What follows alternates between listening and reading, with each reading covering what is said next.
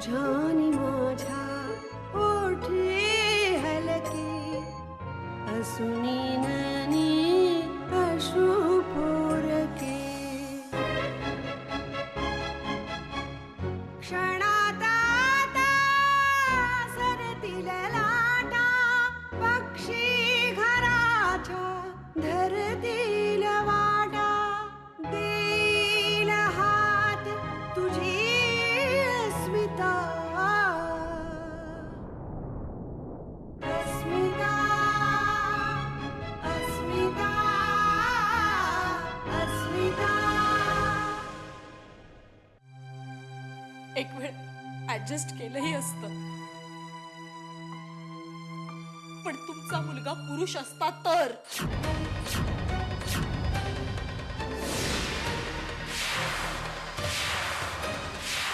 Come on Aditya, मी सगळं जुनं विसरलोय. I am no more interested in Tejaswini.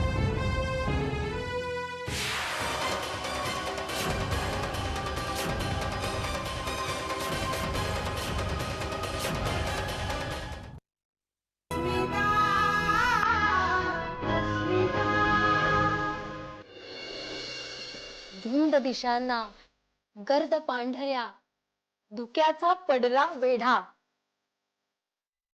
सूर्य मावळला, तेजाचाही नक्षा उतरून गेला. धुक्यात मिसळलं धुक धुक धुक धुक.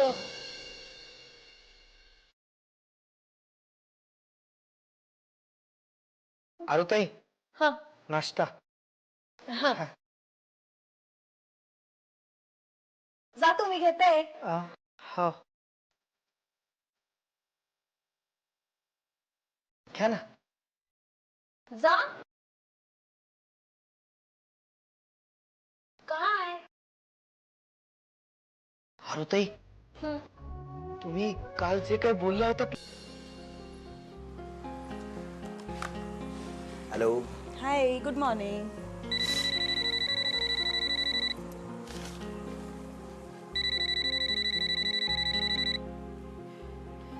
बोला संग्रामराव. नाही, तुम्ही उगाच पालझाळ लावू नका. तुमचं काम काय तेवढं सांगा. हे बघा संग्रामराव, माझ्या मुलीचं आणि आदित्यचं काही अफेअर नव्हतं, त्यामुळे त्यानं कोणाशी लग्न केलं तरी माझं काही बिघडत नाहीये. हे बघा, तुम्ही उगाच तुमच्या कल्पना माझ्या डोक्यात भरवण्याचा प्रयत्न करू नका. ते होणार नाही. आणि आता महत्वाचं काही काम नसेल तर ठेवा फोन. हो, ठेवा. काय? हे बघा मिस्टर संग्राम थोरात, सोनालीचा बाप अजून जिवंत आहे. स्वतःच्या लग्नासाठी गाव गोळा करण्याची गरज नाहीये. तिला कळलं? माझी पोरगी लाखात एक आहे. या जागीरदारांच्या मुलाचं स्थळ काय घेऊन बसला तो? असली 56 स्थळ नाकारेन मी. आणि आता फोन ठेवा आणि माझ्या आमंत्रणाची वाट बघा. या शहरानं स्वप्नात सुद्धा बघितलं नसेल अशा धूमधडाक्यात लग्न लावून देणार आहे माझ्या मुलीचं.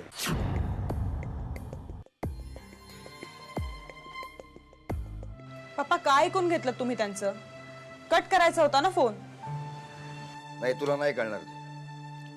मी त्यांचा फोन कट केला असता तर तो माणूस इथं आला असता, आणि तो जर इथं आला असता तर माझा संयम संपला असता. आणि नेमकं मला तेच नकोय.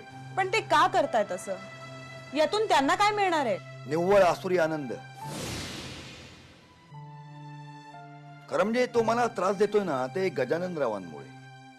म्हणजे त्याला ऍक्च्युअली त्रास देते गजानन रावांना, पण मी त्यांचा कायदेशीर सल्लागार म्हणून तो मला दिवसाची एकही संधी सोडत नाहीये. त्याला वाटतं की मी काहीतरी चूक करेन, काहीतरी चुकीचं वागेन, ज्याचा फायदा त्याला होईल.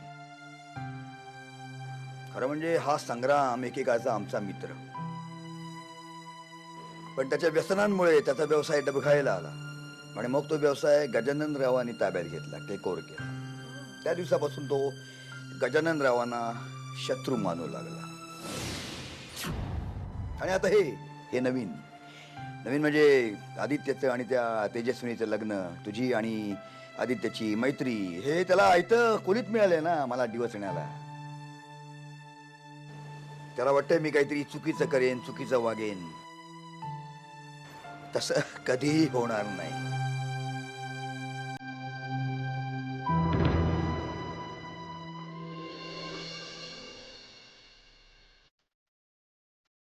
एक वेळ ऍडजस्ट केलंही असतं, पण तुमचा मुलगा पुरुष असता तर. मी नाही या घरात राहू शकत. मला जाऊ द्या.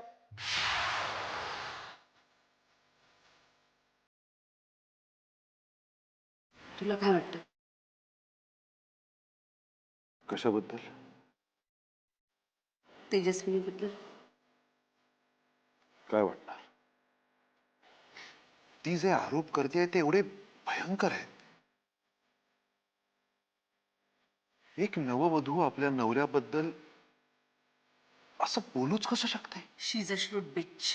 What? येस, पक्की बनेल पोरगी आहे ती. आदित्य कसा तिच्या जाळ्यात अडकला काय माहिती. मला नाही वाटत तिचं आदित्यवर प्रेम आहे असं. म्हणजे तिचा आपल्या प्रॉपर्टीवर डोळा आहे. ते शक्य नाही. बाबा नक्कीच हुशार आहेत. तिनं ऑलरेडी आपले फासे फेकायला सुरुवात केली. आदित्यवर असला घाणेरडा आरोप करून आपल्या सगळ्यांची तोंड गप्प केली आहेत तिने. तरीही मला नाही त्या आरोपात काही तथ्य वाटत. मी बोलतो आदित्यशी, मग कळेल नक्की काय झालंय. पण त्याने ऐकूनच कसं घेतली? तेच तर कळत नाहीये ना मला. बाय द वे, तो सकाळपासून गेलाय कुठे? बायकोनं झिडकारलेला नवरा कुठे जातो?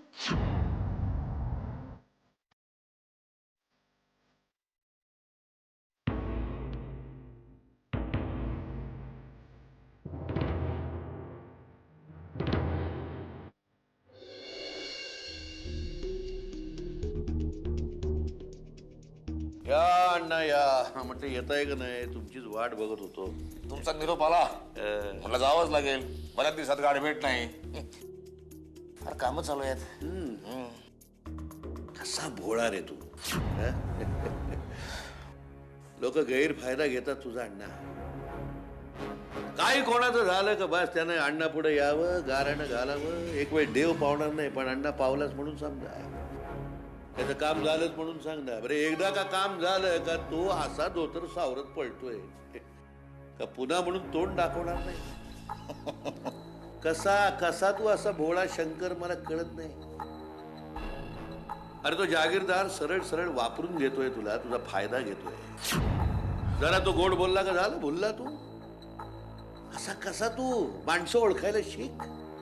अरे आमच्याकडे बघ, एका नजरेमध्ये माणसाची कुंडली जाणतो आम्ही. वय होत चाललंय अण्णा. अरे आता तरी माणसं पारखायला शिक. बाकी सगळं तुझं छान आहे, पण माणसं जर पारखता आली असती तुला, कुठल्या कुठं गेला असता ना तू. एवढं शिकून तुम्ही काय केलं? काय लायकीची माणसं गोळा करून ठेवली ते दिसतच आहे. त्या जहागीरदाराने किमान कंपनी उभी तरी केली, तुम्ही तिला पार झोपून टाकली. एवढी अक्कल आहे ना तुम्हाला? बाजारात तुमची किंमत काय आहे? एक कर्जबाजारी माणूस, एवढीच ना? अण्णा माझ्यावर ओरडण्यापेक्षा स्वतःसाठी काहीतरी करा संग्राम. येतो मी.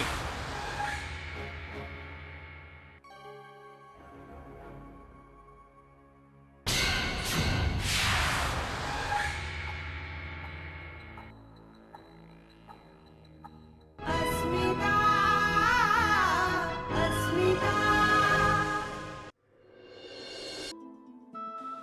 या पोरीला असं उदास होऊन रडताना आजवर कधीच नाही बघितलं मी. सगळं दुःख लपवून घरभर नाचत असते. त्या आदित्यनं ही पाळी तिच्यावर आणली. आदित्य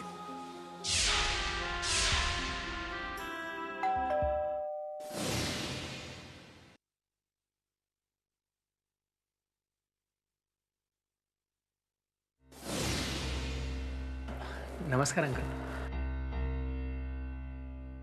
काय हवंय? अंकल मला सोनालीला भेटायचं आहे. कशाला? बोलायचं आहे तिच्याशी. तिला वेळ नाहीये. आणि ही वेळ नाहीये परक्या मुलीला भेटायची. Uncle please, for God sake. मी नाही म्हणालो याचा अर्थ नाही असाच होतो.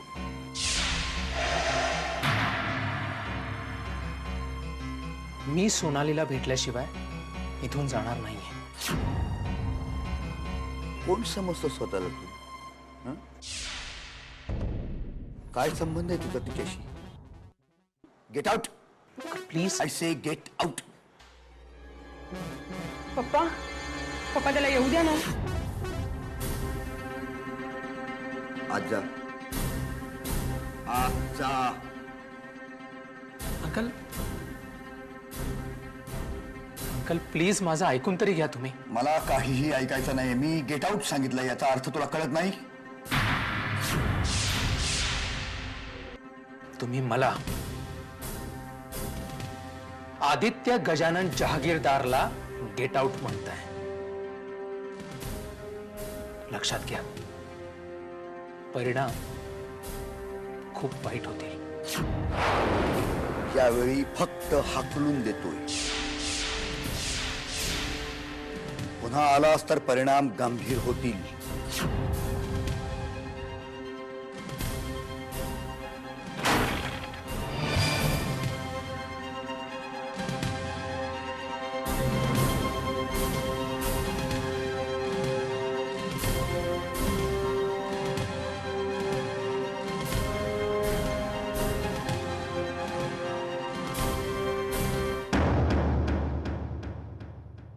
जळता जळता एक ज्योती अंधाराला सांगत होती, होती सच्ची माझी प्रीती. क्षणात आता सरतील लाटा, पक्षी घराच्या ठरतील वाटा. देईल हात तुझी अस्मिता